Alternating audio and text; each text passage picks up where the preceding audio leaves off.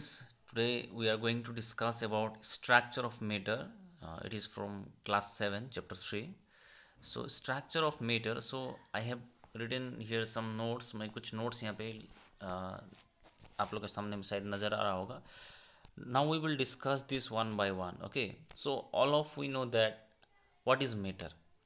Actually matter क्या है इस हम लोग सब लोग क्लास 6 में भी पढ़े थे, 5 में भी पढ़े थे. But again I have written here the definition of a matter. ध्यान से देखना. Matter means what? Anything that occupies space and has mass. Okay, कोई भी ऐसा चीज़ जिस जो मतलब हम लोग का ये जो स्पेस कुछ एक स्पेस ऑक्यूपाई करता है और उसका कुछ एक मास होता है, कुछ एक वजन होता है उसका. जैसे कि यू कैन सी सराउंडिंग, आपके आसपास में आप देख सकते हो, आपके पास कोई बुक है, कोई पेन, कोई भी चीज़ है, उसको रखने के लिए उसको कुछ स्पेस ऑक्यूपाई करता है कि नहीं करता है? यस और no? It occupies some space and it has some mass, और उसका कुछ क्या होता है? मास होता है. यस और no? So that are matters. Anything आपके सामने में आप जो भी देख रहे हो, book, guitar, board, duster, table, chair, this pen, these all are what? Matter. Whatever you see around you and which occupies space, okay, and has mass, so that is called what? That is matter. So anything which occupies space, okay, and it has mass, that is matter.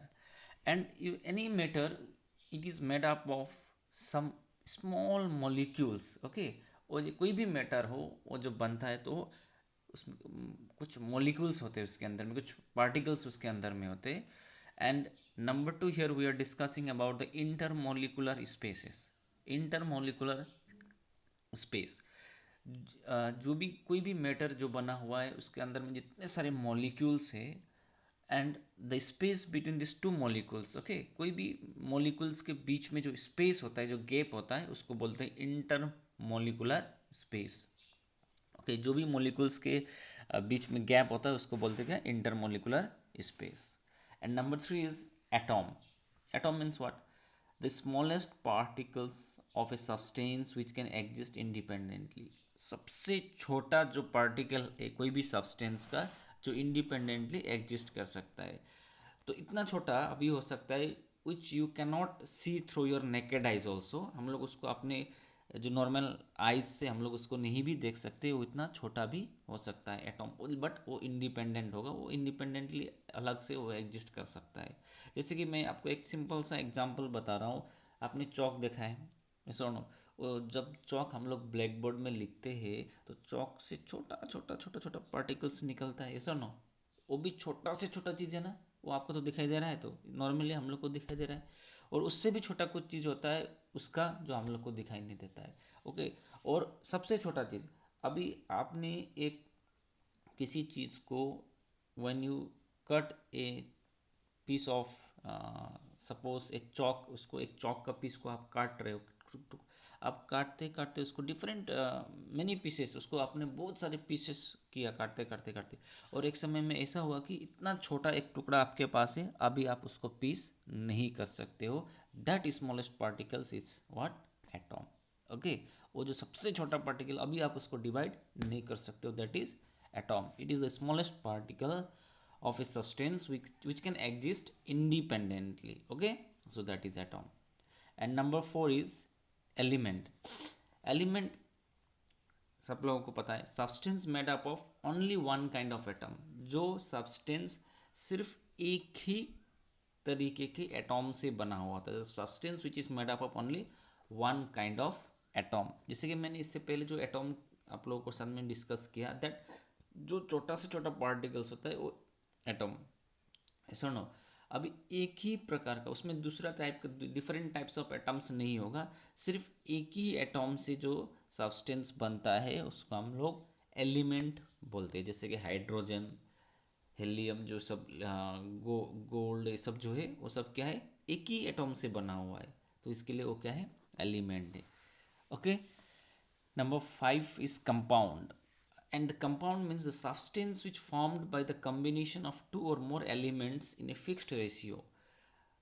कोई भी दो elements या उससे ज़्यादा elements को जोड़ के combine करके जो सब्सटेंस फॉर्म होता है दैट इज कॉल्ड कंपाउंड। लेकिन कुछ फिक्स्ड रेशियो में होना चाहिए। जैसे कि सपोज एज फॉर एग्जांपल आप लोग जानते हैं वाटर, वाटर का मोलिकुलर फॉर्मूला क्या है H2O। दैट मीन्स वहाँ पे दो एलिमेंट क्या है कंबाइन है। कौन से दो एलिमेंट, हाइड्रोजन एंड ऑक्सीजन। कुछ एक फिक्स्ड रेशियो में, fixed ratio by weight and by volume, उन लोगों का कुछ रेशियो है जिस रेशियो से वो कंबाइन हुआ है and that combined substance is called compound. जिसमें दो या दो से ज़्यादा एलिमेंट्स को कंबाइन करके बनता है that is called compound. Okay, next question number 6 is mixture and what is mixture. आप लोग सब लोग को पता है मिक्सचर क्या है। आप लोग जो मार्केट में आप लोग जब जाते हो तो आप लोग मिक्सचर खाए भी होंगे कभी। तो हम लोग जो नॉर्मली दुकान से मिक्सचर खरीद के खाते हैं, ऐसा ना। तो सिर्फ उसी को ही मिक्सचर नहीं बोला जाता है। Mixture means what, a solution formed when substance are mixed in any proportion. कोई भी एक सब्सटेंस लो और उसमें आप दूसरा सब्सटेंस को मिक्सड कर दो, कोई भी एक रेशियो में, कोई भी प्रोपोर्शन में, वो उसको बोलते हैं मिक्सचर। आप जो दुकान से खरीद के खाने वाला मिक्सचर है उसको मिक्सचर क्यों बोलते हैं, क्योंकि उसमें बहुत सारे चीज़ होते हैं, बादाम होते हैं, चना होता है, आपका बहुत सारा चीज़ होता है उसमें, मिक्स नमक होता है, बहुत सारा चीज़ आपका चिल्ली होता है, सब मिक्स करके बनाया गया दैट इज़ मिक्सचर। लेकिन उसमें रेशियो, कोई भी रेशियो से आप मिक्स कर सकते हो।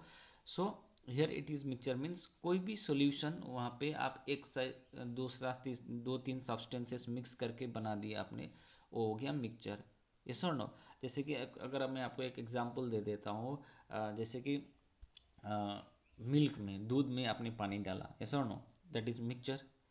आपने क्या किया, पानी में आपने नमक डाला, जब आपने उसको मिक्स किया वो तो मिक्सचर बन गया। तो इसी तरीके से कोई भी सब्सटेंस को, दो तीन सब्सटेंस को हम लोग मिक्स करते हैं तो उसको वो क्या बन जाता है, मिक्सचर बन जाता है, दैट इज कॉल्ड मिक्सचर।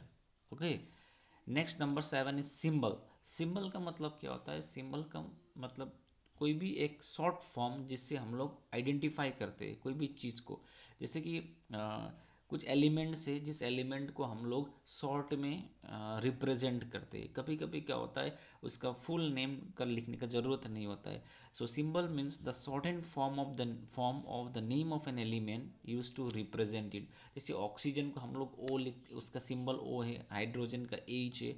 तो वो जो सिंबल हम लोग लिखते हैं एलिमेंट को रिप्रेजेंट करने के लिए, शॉर्ट फॉर्म है उसका, ठीक है। बहुत सारा शॉर्ट फॉर्म हम लोग लिखते हैं तो वही एलिमेंट का जो शॉर्ट फॉर्म है that is symbol।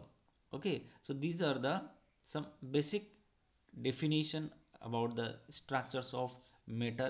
structure of matter जो लेशन है उसको स्टार्ट हम लोग ने जब किया तो उसमें कुछ इंपॉर्टेंट टॉपिक्स जो डिस्कस करना था वही हम लोग ने डिस्कस किया। जैसे कि matter, intermolecular space, atom, element, compound, mixture and symbol. Okay, now let's come to the next point and that point is states of matter. ये जो मैटर मैंने आप लोगों को बोला कि कोई भी चीज़ हम लोग का सराउंडिंग में एग्जिस्ट कर रहा है जिस which occupies a space and has some mass, तो वो मैटर है। And always remember that matter can exist in all three states. Matter जो चीज़ होता है वो तीनों स्टेट में एग्जिस्ट कर सकता है।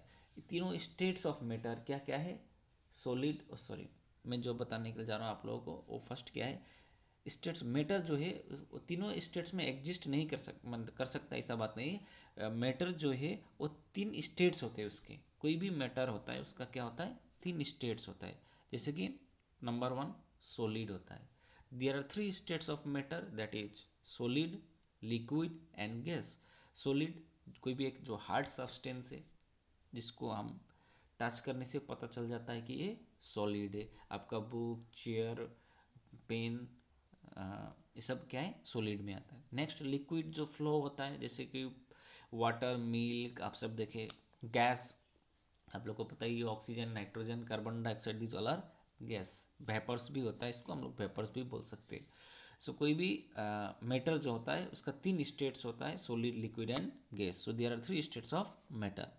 नाउ ये जो सॉलिड होता है उसका कुछ प्रॉपर्टीज होता है। Okay, so there are some properties of solid. ये जो सॉलिड है उसका कुछ प्रॉपर्टीज होता है। तो क्या है उसका प्रॉपर्टीज हम लोग डिस्कस करेंगे अभी। properties of solid. They are rigid. Number one, solids are rigid. Rigid मतलब क्या होता है? Rigid मतलब unable to break, जोर लगा के ब्रेक करेंगे तो कर सकते हैं, बट इसको हम लोग हिंदी में अगर बोलेंगे तो कठोर जो होता है, कठोर होता है. They are rigid solids. आप जब आपके पास में कोई भी एक सॉलिड ऑब्जेक्ट आपके पास है, आप उसको टच करके देखिए, उसको बेंड करने का कोशिश कीजिए, वो इजीली नहीं होगा, वो रिजिड, वो कठोर है. Okay, this is number one properties of solid, that solids are rigid. वो क्या होता है? कठोर होता है. Next, they have a defined shape. Solid जो होता है उसका कुछ डिफाइनिड शेप होता है.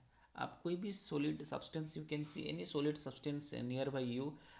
जस्ट आप जब अभी आपके पास, आप जहाँ पे बैठे हो, आप उसके आसपास देखो, आपके सामने में क्या कोई भी एक सॉलिड सब्सटेंस आप देखिए. आप चेयर में बैठे हो तो चेयर को ही देखिए, उसका एक क्या होता है? फिक्स्ड शेप होता है. ऐसा नो, आपके सामने में कुछ दूसरा एक सॉलिड सब्सटेंस है, उसको देखिए, उसका फिक्स्ड क्या होता है? डेफिनिट शेप होता है उसका. Okay. Next, they cannot move और फ्लो. सॉलिड सब्सटेंस जो है, सॉलिड जो है वो खुद मूव नहीं कर सकता है. आप देखिए, आप जिस रूम में बैठे हो, अभी क्लास कर रहे हो, उस रूम में देखिए, जो भी सॉलिड सब्सटेंस है, सॉलिड ऑब्जेक्ट है, वो क्या मूव हो रहा है? देखो, just you see around you, क्या वो फ्लो हो रहा है? क्या वो पानी की तरह बह रहा है? नहीं. सो सॉलिड कैनॉट मूव और flow. Okay. Next, number D, they cannot be compressed appreciably. आप उस सॉलिड को अपने हिसाब से उसको कंप्रेस नहीं कर सकते हो. ओके. आप अभी आपके सामने में एक बुक है, एक चेयर है, आप उसको कंप्रेस करके उसका वॉल्यूम को ज़्यादा कम नहीं कर सकते हो. इसो नो, आप उसको प्रेस कर सकते हो लिटिल बिट, ज़्यादा आप उसको कंप्रेस नहीं कर सकते, उसका वॉल्यूम आप ज़्यादा चेंज नहीं कर सकते हो. Solid cannot be compressed appreciably. Okay. Next, the molecules in solid. मैंने पहले ही बोला है, जो मॉलिक्यूल्स होते हैं, और मॉलिक्यूल्स कोई भी एक मैटर जो होता है उसका अंदर में मॉलिक्यूल्स होता है, डिफरेंट मॉलिक्यूल्स आर देयर. और जो मॉलिक्यूल्स के बीच में जो गैप होता है, उस गैप को हम लोग क्या बोलते हैं? Inter molecular space. So solid में क्या होता है? जितने सारे मॉलिक्यूल्स होते हैं, the molecules in solid are closely packed. जो इंटर मॉलिक्यूलर स्पेस होता है, उसमें जो गैप होता है वो बहुत कम होता है. Okay. They have they are closely packed, मतलब जो मॉलिक्यूल्स हैं वो एक दूसरे के बहुत नज़दीक नज़दीक होते हैं. They are very close to each other, and that is why they have maximum attraction. So here we can say number E, the molecules in solid are closely packed. That means they are so close to each other that they have maximum attraction between the molecules. molecules के एक दूसरे के बीच में उन लोगों का attraction क्या होता है? बहुत ज़्यादा होता है. That is, they have maximum attraction. मैंने पहले भी बोला था कि हर एक मैटर जो होता है उसके अंदर में बहुत सारा मॉलिक्यूल्स होता है. Okay. Sometimes they are moving. Okay. अगर उन लोग के बीच में ज़्यादा स्पेस होता है तो वो कैन फ्रीली मूव कर सकते हैं. लेकिन सॉलिड में क्या होता है? बहुत कम स्पेस होता है मॉलिक्यूल्स के बीच में, इसके लिए वहाँ पे अट्रैक्शन ज़्यादा होता है. और जब अट्रैक्शन ज़्यादा होता है तो वो सब्सटेंस हार्ड हो जाता है. That is why it is solid. Okay. And the last point is, they have the least intermolecular space. They have the least intermolecular space. मैंने पहले ही बोला कि मॉलिक्यूल्स के बीच में जो स्पेस होता है, जो gap, that is very very very minimum. That means least intermolecular space. And that is why the molecules in solid, they cannot move freely from they cannot move here and there, they cannot move freely. That is why they are already, we have already discussed, they are closely packed. तो जब closely packed होते हैं तो वो molecules जो है वो freely move नहीं कर सकते. और दैट इज़ वाई दे, क्यों मूव नहीं कर सकते? क्योंकि दोनों मोलिक्यूल के बीच में स्पेस क्या है? बहुत कम है. That is why they they are rigid, they are so hard. So these are the properties of the properties of solid. So students, whatever we have discussed today, starting from starting we have discussed about the about some important topics. We have discussed first, and then we have discussed about the states of matter. There are three states of matter: solid, liquid and gas, as you know it, because you have already got in class 5 6 also. But what the most important thing which I have discussed at last, that is properties of solid. ये जो solid का properties है बहुत important है. you should write it. Okay, when you see this video, just make notes of this all which we have discussed here. okay, इस सारे notes जो हम लोग डिस्कस किए उसका नोट्स बनाओ, नोट्स बना के इसको ध्यान से घर में रिवाइज करो और प्रैक्टिस करो. So today only we will discuss up to states properties of solid. In the next class we will discuss about properties of liquid and we will discuss about properties of gases also. So students, write these notes and इसको ध्यान से देखो और पढ़ो इसको और अच्छा से प्रैक्टिस करो. So only this much for today. Again next day we will discuss about another topic. Okay, thank you.